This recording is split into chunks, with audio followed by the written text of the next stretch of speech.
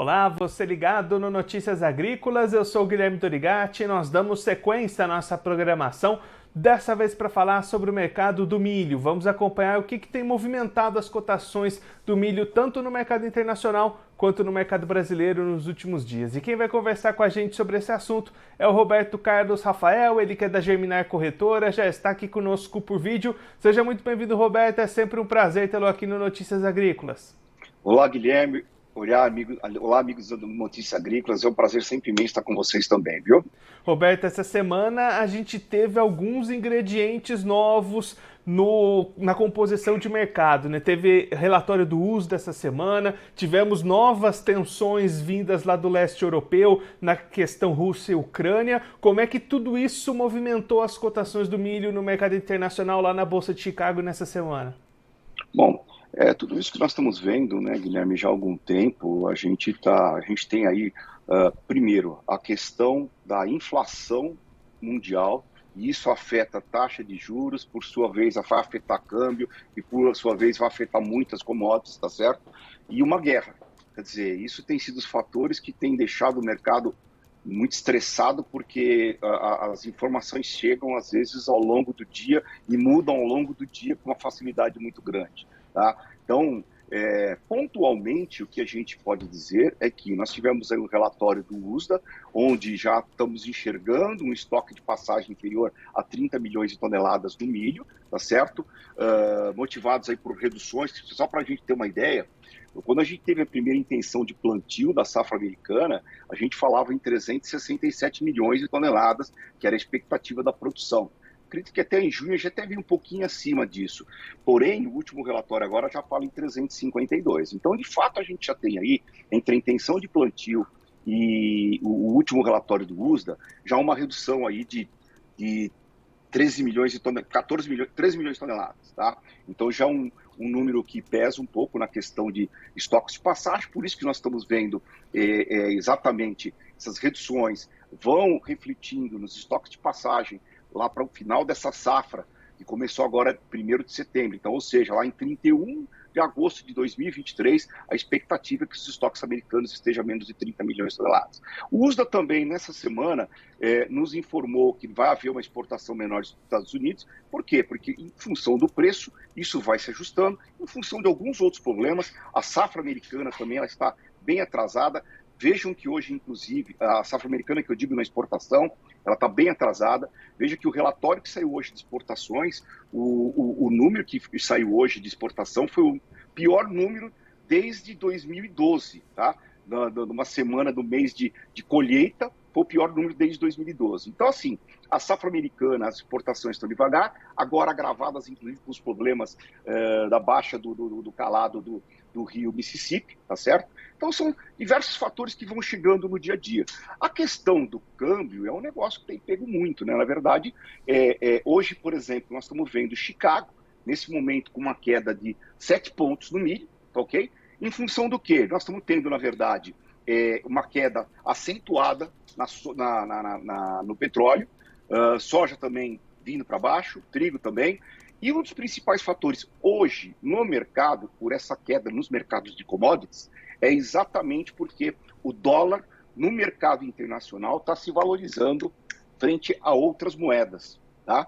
Então, para você ter uma ideia agora, no momento, o dólar se valoriza frente a outras moedas, no pacote DXY, 0,9%.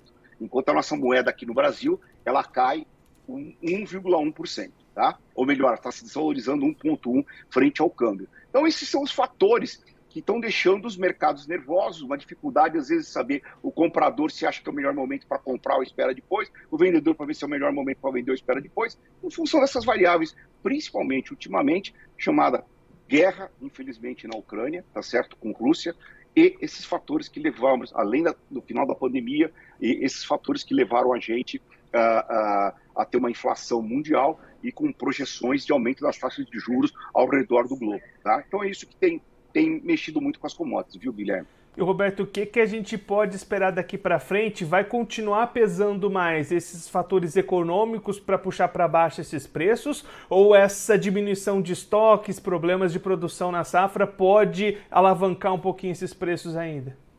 Puxa, essa é uma boa pergunta, é a resposta que todo mundo quer, só que é difícil a gente cravar para onde realmente vai esse mercado, principalmente nas questões do que está acontecendo. Essa guerra ela vai se intensificar, eu acredito que se ela se intensificar e ir para um lado muito complicado, com a entrada de outros países na guerra, eu acho até que a gente vai ter um problema de movimentações de cargas, né, a nível mundial, e também uma redução de consumo. Existe essa preocupação, onde a gente está vendo esses cenários como, por exemplo, Europa e Reino Unido, com uma depreciação muito forte das suas moedas, enfrentando uma crise energética com sérios problemas. Então, na verdade, a gente está vendo aí que a gente pode ter uma redução de consumo a nível mundial, além da China, né? O que pode, na verdade, trazer uma demanda menor na commodity milho e outras também, fazendo que esses problemas de quebras que nós estamos tendo, tá certo? Eles sejam aliviados. Agora, o balanço disso tá difícil a gente cravar, tá, Guilherme? O que efetivamente vai acontecer? A gente vai precisar de um dia após o outro, a gente está sabendo o que está acontecendo. Vale ressaltar também que o último relatório do USDA já traz uma redução significativa da produção da Europa, que também sofreu com problemas climáticos. China, a gente tem muita informação que também teve problema climático, mas o USDA não reporta problemas ainda em seus relatórios, tá certo? Então nós temos aí, na Europa, lá em maio, quando se esperava a primeira intenção de plantio, a gente falava em 68 milhões de toneladas na União Europeia. Hoje o USDA fala em 56. Há quem diga que a produção de lá vai ser 53. A China, no primeiro relatório, a previsão de produção era 271.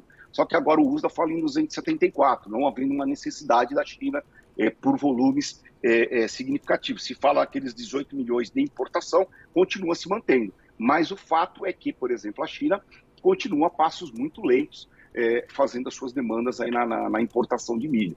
Então, assim, a gente está com o game aberto, tá, Guilherme? Vai que a gente também consegue uma situação de se acalmar as questões da guerra, tá certo? As coisas começarem a entrar um pouco no lugar, a questão da inflação mundial, aí principalmente Estados Unidos, que está dando gatilho para aumento de taxas de juros todo mês, inclusive agora para a próxima reunião do FED, que é no dia 2 de novembro, vai ser um feriado. Praticamente o mercado trabalha com 99% de possibilidade de ser aumento de 75 pontos base. Isso vai mexendo com o câmbio. Só que quando o câmbio nos Estados Unidos se valoriza frente a outras moedas, eles acabam, na verdade, trazendo para baixo os preços das commodities lá em Chicago, ok? Aí precisa ver os balanços de prêmios, enfim. Mas a gente está num cenário aberto, né? Que continua o mercado, a gente praticamente está vendo ele meio lateralizado há algum tempo. A gente tem visto aí preços no porto entre 87 a 93 já há algum tempo, tá certo? Então o mercado bem lateralizado nesse momento, com um viezinho de alta nesse momento, em função, tivemos o relatório, temos também uma pressão no dólar, a gente não pode negar que o dólar nesse momento está 5,34, né? Temos as questões também das eleições presidenciais, mas a gente não pode deixar de alertar o produtor, que mas ele bem sabe disso, é que na verdade nós temos aí uma safra que está antecipada no seu plantio, tá certo? E a gente provavelmente vamos ter uma safrinha também antecipada e uma necessidade de abertura de espaço maior do que teve no ano passado. Então isso é um fator.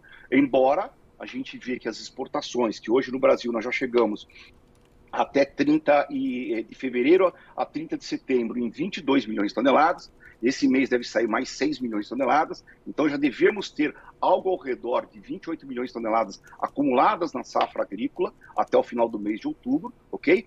E os números que estão sendo trabalhados no mercado para exportação brasileira é algo ao redor de 35 a 40 milhões de toneladas. Eu, particularmente, estou trabalhando com 38 milhões nas exportações, o que é suficiente o Brasil realmente poder exportar, ok? E ainda ter uma sobra para a próxima campanha, para uma safra de verão também que estão esperando um volume um pouco maior, tá? Um outro detalhe que eu queria alertar é as informações da Ucrânia.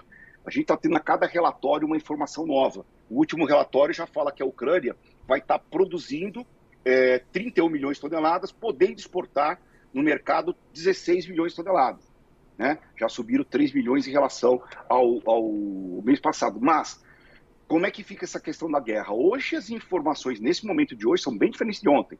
que era, na verdade, um aperto da Rússia, já querendo desmontar os acordos, mas hoje já está com um cenário um pouco melhor e que provavelmente a gente não seja afetado no corredor de exportação. Mas, gente, isso a cada momento é uma informação. Vejam que nós fomos pegos de surpresa no final da semana, no final de semana passada, com a questão da explosão daquela ponte entre Crimeia e Rússia, que mexeu muito forte com o mercado de milho na segunda-feira. E Roberto, trazendo aqui para o Brasil agora, você já comentou ali esses preços lateralizados nos portos, o que tem influenciado as movimentações por aqui, os preços aqui no país mais calmos nessa semana, né? Sim, em alguns momentos, né, Guilherme, ele sente que nem, por exemplo, ontem foi um dia fora do normal, porque o dólar ele abriu em queda de 1%, subiu 2%, depois caiu ao longo do dia 1%. Nesses picos, nessa volatilidade do dólar, em alguns momentos a gente tinha Chicago com preço um pouco melhor, dólar um pouco melhor, então nós chegamos a ter negócios no Porto aí na faixa de 93, 93,50, o que aqui, por exemplo, que nós estamos na região de Campinas, né? Poderíamos dizer que, por exemplo, teve negócio no estado de São Paulo que saiu milho para exportação a 82, na região da Sorocabana. Tá? Então, na verdade, desculpa, 82 não, 84. Só que agora esses preços hoje provavelmente já estão recuando, porque os preços do Porto já deram uma recuada também. Ok? Então, assim, dá alguns picos, fazem-se alguns movimentos, e isso é a nível de Brasil, né? Estou falando um pouquinho de São Paulo, mas a gente vê que o nosso indicador que nós temos aí do CPEA, que é um indicador que ele é utilizado para o encerramento dos contratos da B3, ele está praticamente assim, em alguns dias sobe, outros caem, enfim, está aí ao redor de R$ 85 a saca aqui no estado de São Paulo para pagamento à vista, tá? E, Roberto, a gente tem visto também, né, que ainda tem bastante volume da safrinha passada na mão do produtor para ser negociada. Esse movimento, essa necessidade de exportar esses volumes, até de abrir espaços em armazéns que você também comentou agora há pouco, pode levar a um movimento de vendas muito grandes e isso pressionar os preços nessa reta final de ano aqui no Brasil? Pode, Guilherme. Por isso que a gente fala sempre que eu acho que é bom o produtor ir fazendo as suas médias. Eu acho que tem preços muito bons, talvez é importante estar se posicionando. A não ser que a gente vá ter um problema climático, que por enquanto a gente tem aí uma condição de desenvolvimento de lavouras muito bom. O Brasil já, pelo menos até o último relatório da Conab, fala que nós temos 23% já da safra plantada deste ano, tá certo? Então, desculpa, 27%, tá? Então, assim, as condições meteorológicas têm estado boas, estamos tendo chuvas no sul do país, alguns locais até com excesso, tá certo? De chuvas, mas acho que nada que venha atrapalhar, diria que vem com uma safra boa, o arranque está sendo muito bom, ok? E o que eu quero alertar um pouco é que, por exemplo, o ano passado, até mesmo eu, em alguns momentos, a gente trabalhamos, o mercado todo praticamente trabalhou, naquele período de maio até junho, quando a gente estava lá em março, que a gente poderia ter uma dificuldade de disponível físico no mercado, porque estaríamos passando com estoque de passagem muito baixo da safra do ano passado para esta, tá? Principalmente por conta de uma produção de safrinha que foi afetada, teve uma redução significativa, porém, o que me explica depois, maio e junho, os preços terem cedidos, sendo que lá entre março, abril, chegamos a ter preços mais de R$100, depois caíram para 80 e pouco, é exatamente porque nós produzimos mais do que a gente tinha de informações no mercado. Então, se nós acontecer isto novamente, né, e pode ser que isso seja possível, né, é um agravante, né? E o outro agravante é isso que nós falamos. Na verdade, nós estamos com um desenvolvimento de safra muito bom e também com muito volume de soja, ainda sorgo, milho, na mão de produtores com espaço nos armazéns e que provavelmente poderá haver uma necessidade de abertura de espaços. Acredito nas exportações, elas vão ajudar os produtores enquanto a gente tiver essa demanda vindo aqui para o Brasil, em função de um cenário ainda curto de estoques de passagem. Então, eu acho que tem que ir fazendo as suas médias, tem que ir vendendo, e eu acho que eu evitaria deixar volumes na mão para especular na virada de safra, uma série de coisas. Eu, particularmente, não acredito, independente de quem ganhe, né? Mas nós no agro sabemos com quem nós queremos que ganhe nessas eleições, né? Com uma continuidade, um fantástico programa, aí, principalmente do Paulo Guedes, né? Então, a gente gostaria, provavelmente, seja lá quem ganhe, eu acho que nós não vamos ter muitos solavancos no câmbio, não, tá? E em algum momento, dependendo, falando do câmbio, que também é um dos fatores importantes, em algum momento, hoje a moeda americana, ela está no DXY 113,38 pontos. Há cerca de um ano atrás, ela era 90 pontos, então ela se valorizou muito por conta dessa questão do aumento da taxa de juros. E se houver um equilíbrio depois das questões inflacionárias e das taxas de juros nos Estados Unidos chegarem em determinado ponto, depois começarem a voltar, tá certo? Ressalvado também um problema na Europa muito sério, que está se depreciando muitas moedas de lá, a gente acredita que o dólar pode perder um pouco de valor lá na frente. E o Brasil é a bola da vez.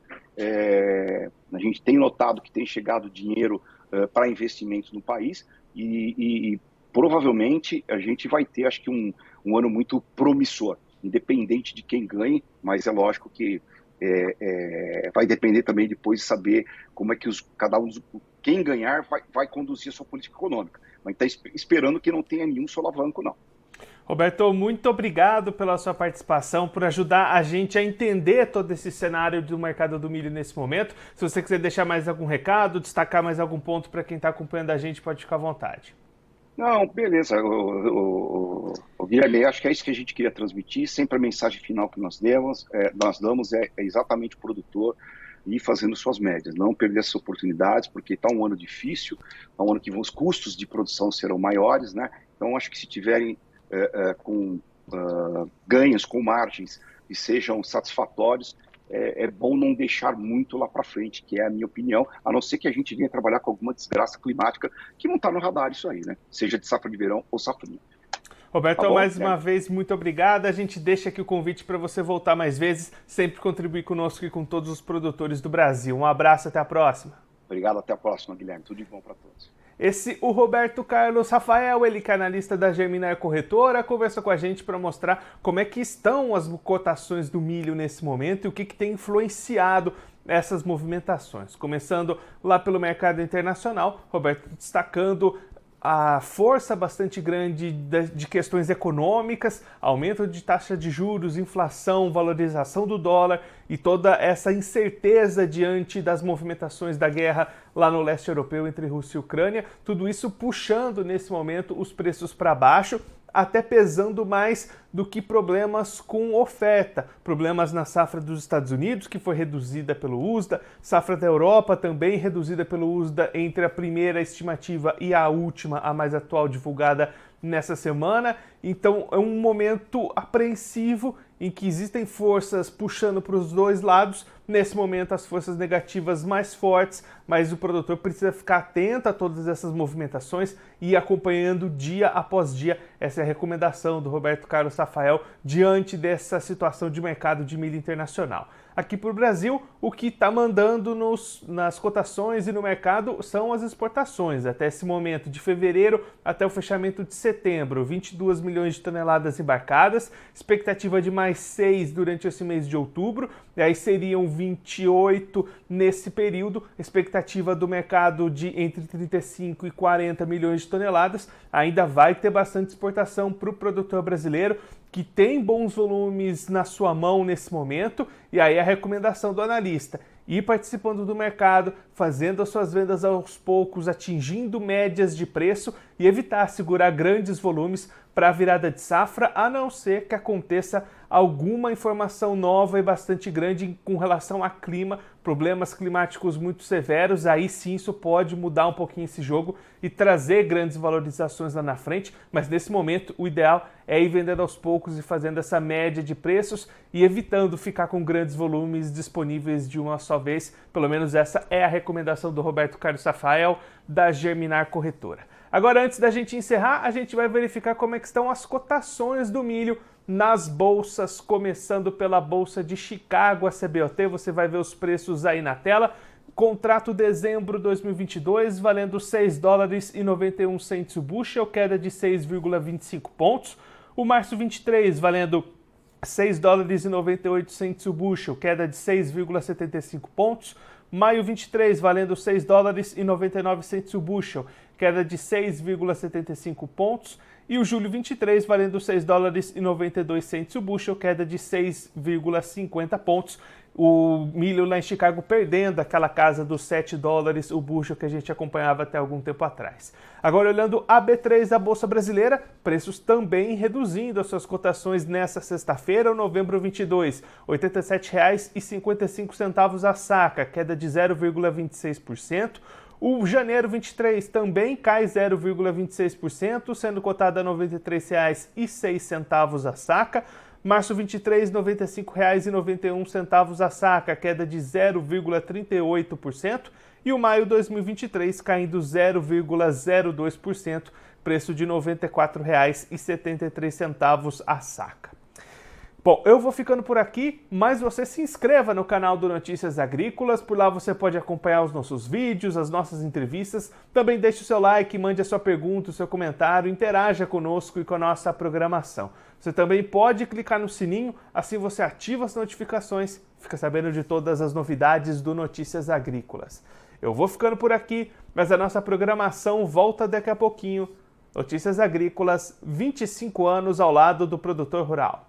Participe das nossas mídias sociais, no Facebook, Notícias Agrícolas, no Instagram, @Notícias Agrícolas e em nosso Twitter, @Noteagri. E para assistir todos os vídeos, se inscreva no YouTube, na Twitch, no Notícias Agrícolas Oficial.